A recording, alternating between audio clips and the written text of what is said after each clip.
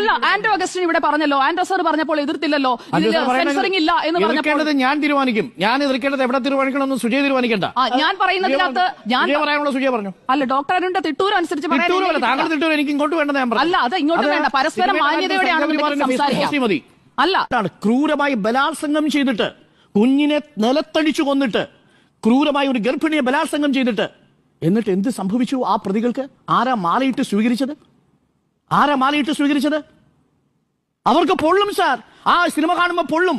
ആ യാഥാർത്ഥ്യം അതുകൊണ്ടാണ് ഞാൻ പറഞ്ഞത്, ആ യാഥാർത്ഥ്യം കാണുമ്പോ പൊള്ളും. ആ യാഥാർത്ഥ്യത്തിന് മുന്നിൽ ഒരു സിനിമ നമ്മുടെ മുന്നിൽ നിൽക്കുകയാണ്. അതിനെ സിനിമയായി കാണാൻ പഠിക്കുക എന്നുള്ള മിനിമം ഒരു സാമാന്യ മര്യാദയുണ്ട്. അത് ഉണ്ടായില്ല. നോക്കൂ, അവരുടെ ഗർഭപാത്രത്തിൽ ഇനിയുമുണ്ട്, തീർന്നിട്ടില്ല. സുപ്രീം കോടതി ഈ പറയുന്ന കുനാൽ കംറയുടെ വിഷയത്തിൽ പറഞ്ഞല്ലോ, ഒരു സ്റ്റാൻഡപ്പ് കൊമഡിയന്റെ കോമഡി പീസ് കേട്ടാൽ പോലും അസ്വസ്ഥമാവുന്ന ഒരു ഭരണകൂടമാണോ ഇത്?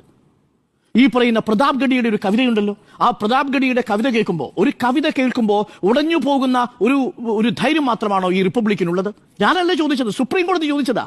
ഒരു സിനിമയിൽ ഒരു രംഗം ചിത്രീകരിക്കുന്നത് കാണുമ്പോൾ ആ വില്ലന്റെ പേര് ബജ്രംഗി എന്ന് ഇടുന്നത് കാണുമ്പോൾ ഒരു രാജ്യത്തിന്റെ ഭരണകൂടത്തിന്റെ അന്തസ് കെട്ടുപോകുമെങ്കിൽ, ഒരു രാജ്യത്തിന്റെ ഭരണം കൈയാളുന്നവരുടെ ഭരണ കക്ഷിക്ക് വിറയലുണ്ടാകുന്നുണ്ടെങ്കിൽ, പരിഭ്രമം ഉണ്ടാകുന്നുണ്ടെങ്കിൽ, അവർക്ക് പൊള്ളുന്നുണ്ടെങ്കിൽ, ഈ റിപ്പബ്ലിക്കിന്റെ പോക്ക് എങ്ങോട്ടാണ്?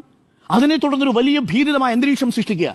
നിങ്ങൾക്കറിയാമോ, നമ്മൾ കേരള സ്റ്റോറി വിമർശിക്കുന്ന സമയത്ത് അതിലെ നായക നടന്റെ പേര് സ്മൃതിക്കറിയാമോ? സുജയ്ക്കറിയാമോ? എനിക്കറിയില്ല, ആന്റോയ്ക്കറിയില്ല. ഇത് കാണുന്ന ഒരു പ്രേക്ഷകനും അറിയില്ല. അതിലെ നടിയുടെ പേരറിയാമോ? അവരെ ആരെങ്കിലും നമ്മൾ വ്യക്തിപരമായി വേട്ടയാടിയോ? അവരുടെ വിശ്വാസ്യത ചോദ്യം ചെയ്തു? ഇന്ന് സുജയ മോഹൻലാലിന്റെ വിശ്വാസ്യതയെ ചോദ്യം ചെയ്തില്ലേ? കേരള സ്റ്റോറി എന്ന സിനിമയിൽ ഏതെങ്കിലും ഒരു നടന്റെ വിശ്വാസ്യത ഈ പൊതുസമൂഹത്തിൽ ആരെങ്കിലും ചോദ്യം ചെയ്തോ?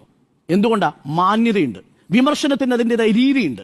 മാന്യതയുണ്ട്, വിമർശനത്തിന്റെ